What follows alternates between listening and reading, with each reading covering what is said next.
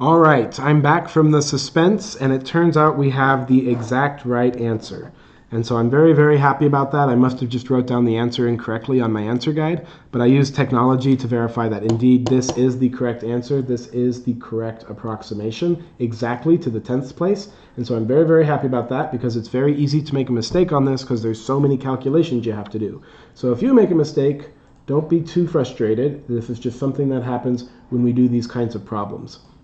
By the way, I used technology to find the exact answer, and it turns out that the exact answer of this area, the exact 100% perfect answer to this area, is equal to 41,253.3. So you see how our approximation is actually quite an overestimate. And since we used left rectangles, you can see why that would be. We have all of this area above the curve, and so that's where that extra 6,000 comes from.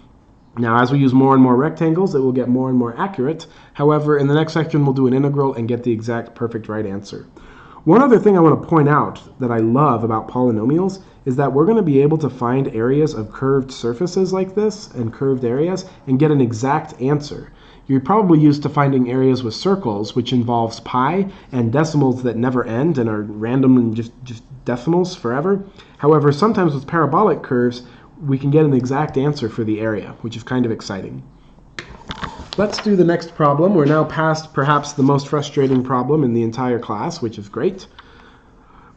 Again, I left out all of the notation for doing this because I think it just confuses the fact that we're just adding rectangles. So let's go ahead and just do this with, this is some notation. If you do any programming, you'll recognize that this is kind of like a loop. In any case, the way you would, this is our index, this is our stopping point, and this is what we're going to be summing. And so this just means repeated summation.